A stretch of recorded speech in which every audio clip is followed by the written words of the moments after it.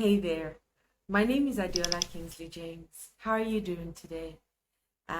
We've gone through the last 5 episodes talking about being the star in your own life story and giving yourself the permission to be the star. I mentioned how it's so important for us to have the 5 whys. And this is whether you're telling a story or taking on a project or doing anything, you need to answer those 5 whys. There's an H, which I also mentioned, which I didn't want to talk about initially, but I will talk about it today. But let's talk about let me remind you about the 5 whys, just in case you didn't see the other ones. The first W is the what. It's the 5 W's. Sorry, I said 5 whys. 5 W's. The first W is the what. What are we trying to achieve? What message are we trying to pass across? What project are we about to embark on? The what is what starts the process and starts the journey, because that what then tells you the who, right? The what tells you the who. The who is then who is our target audience?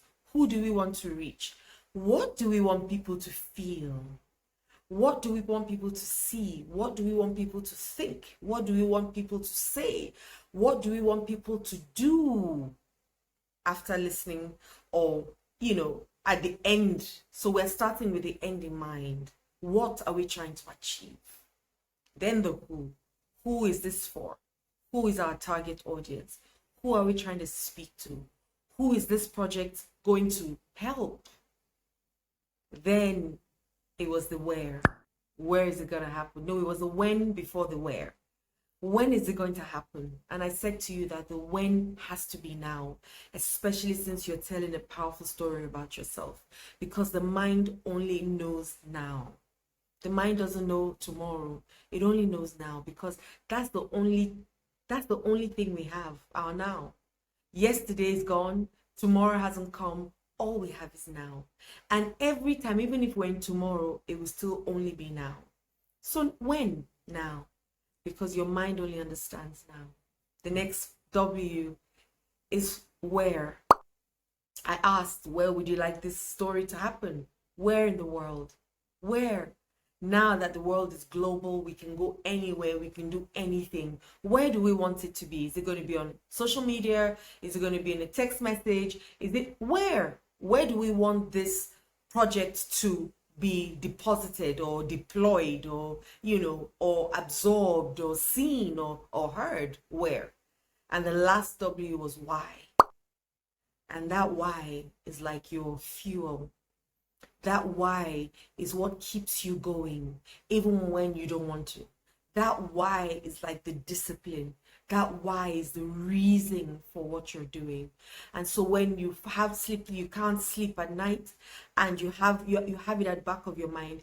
The why is what keeps you awake at night.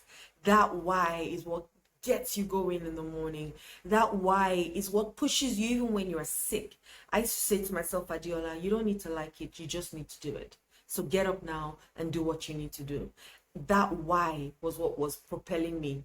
That when I thought about all the women and the men I could help, when I thought about all the children I could help, when I thought of all the lives and all the smiles I could put on people's faces, that why. When even now as a therapist and a hypnotherapist, and I'm working with my clients, and I see that relief on their face, that power whilst in therapy, that energy that they get, it just softens my heart and reminds me why I do what I do and why I'm showing up here. At some point in my life, I would never be in front of the camera. If you ask me to do anything in front of the camera, I'll tell you I can't do it. But look at me now, right? I had to tell myself and remind myself and give myself a compelling reason, a compelling why to show up, and not just show up, but show up powerfully and keep showing up and getting better and better and better. And here I am today. So the 5 W's, the what, the who, the where, the when, and the why. Now the H is how. And this is where people fall back. Because when they start to get excited, okay, I'm going to be doing this. This is what I'm going to do. This is where I'm going to be. This is, once you think how, it freezes. Your brain just freezes because now you can't see, you don't know how you're going to achieve it. It's like when people say, oh, when I say I'm going to be I'm the 8th trillionaire on earth. I mean, when I sit and I think about it, I'm like, how am I going to do that? But the how is none of my business. That is why I believe in God. And God says, ask, and it's a law. Whether you believe it or not, ask and you shall receive, seek and you shall find, knock and the door will be open unto you. It's a law. Whether you are a Christian or a Muslim, irrelevant. It's a law. When you ask, you receive. So the how is not my business. The how is up to the universe. I give the universe that role. I give God that role. It's the how. My job is to ask. My job is to receive. And my job is to act as though I've received and walk in it. And that's what faith is. So if we change that how to who, maybe it will help. So rather than thinking, how am I going to achieve this? Why not start thinking, who can help me? Who do I need to connect with, to work with? Who do I need to partner with to do this? Who do I need to speak to? Who has been there before that can advise me? You see? So immediately it puts you back in creation mode. So you're not thinking, oh, how am I going to do this? How am I going to get there? How am I going to, what if? And then all the other questions now come rumbling and tumbling in. What if you change the how to who? And start to say, who can I partner with?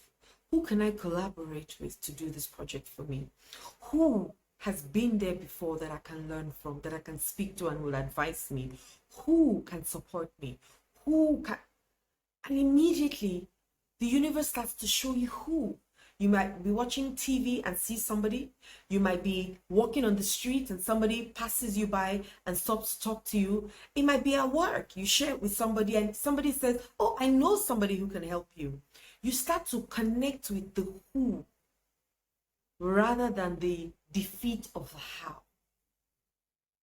Did you get that? You connect with the who rather than the defeat of the how.